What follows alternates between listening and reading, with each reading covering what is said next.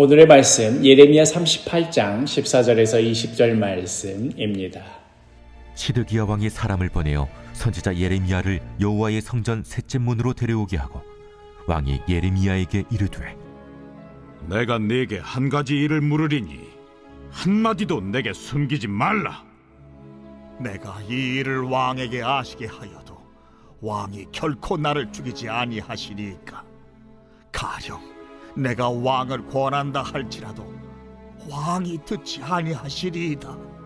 시드기야 왕이 비밀이 예레미야에게 맹세하여 이르되 우리에게 이 영혼을 지으신 여호와께서 살아계심을 두고 맹세하노니 내가 너를 죽이지도 아니하겠으며 네 생명을 찾는 그 사람들의 손에 넘기지도 아니하리라.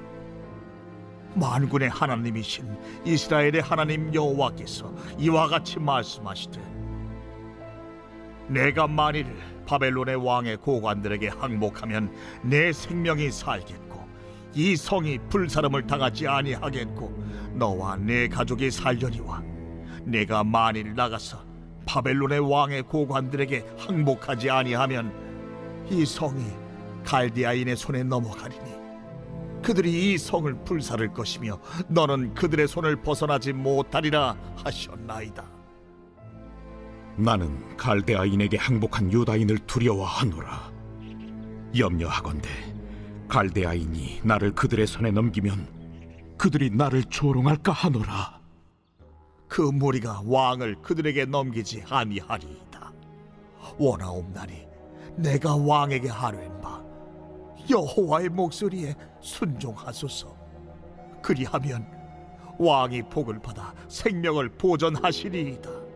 시드기야는 고관들에게 붙들려서 진창에 던져진 채 굶주려 죽게 될 예레미야를 구스 사람 에벨멜렉의 고언에 따라 몰래 사람들을 데리고 들어가 그를 구출하도록 지시하였습니다.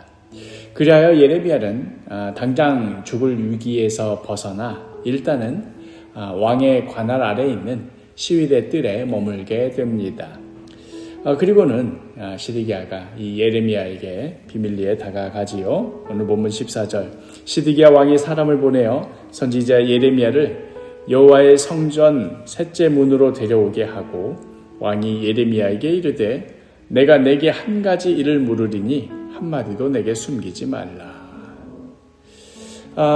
그러나 이렇게 예레미야를 찾은 것은 하나님의 뜻을 분명히 분별하여서 그 뜻에 순종하고자 함이 아니라 혹시 하나님의 계획이 변경되어서 자신에게 좀 편안한 길이 열릴 가능성이 있는지 간을 보기 위함이었습니다.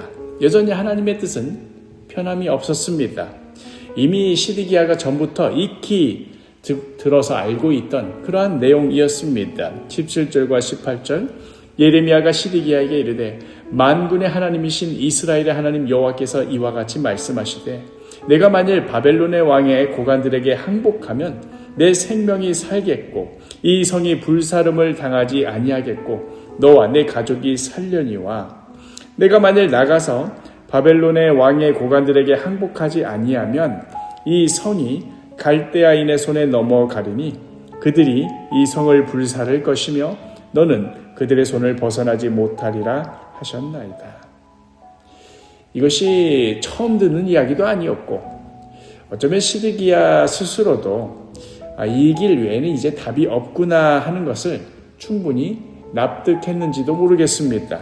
그럼에도 시드기야가 꿈쩍하지도 않고 고집을 부리는 이유가 그 뒤에 이어서 등장합니다. 19절에 시드기야 왕이 예레미야에 이르되 나는 갈대아인에게 항복한 유다인을 두려워하노라. 염려하건대 갈대아인이 나를 그들의 손에 넘기면 그들이 나를 조롱할까 하노라 하는지라. 전에도 말씀드렸듯이 바벨론이 1차 침공도 하고 또 2차 침공도 하면서 당시에 그 남유다 왕이었던 여호야긴과 그 왕족들을 다 노예로 끌고 가면서 그러면서 이제 비어있는 이 예루살렘에 형식적인 허수아비 왕을 하나 세워두었는데 그게 바로 시드기야라고 했었지요. 바벨론 입장에서는 남유다 내에서 입지가 견고하다거나 영향력이 있는 자를 왕의 자리에 내어주고 갈 리가 없었습니다. 오히려 별 주목도 받지 못했고 바벨론으로서는 별 위협도 되지 않는 그런 인물을 세워두었을 것입니다. 그런 면에서 보자면 먼저 바벨론으로 끌려간 왕과 왕족들의 입장에서 보기에 시드기야는 정말이지 자신들의 이 급수에 비하자면 가당치도 않는 인사. 예전 같았으면 자신들 앞에서 굽신굽신 될 수밖에 없었던 서열 바깥 중에 한참 바깥이었던 그런 인물이었을 겁니다. 그러니 시드기야로서는 이미 바벨론에 잡혀간 왕족들에게 늘 열등의식을 가질 수밖에 없었고 어떤 의미에서는 우연히 정말 왕권이 자기의 손에 들어온 이상 어떻게든 이것을 성공시켜서 그들과 좀 차별을 두고 싶었을는지도 모르겠습니다.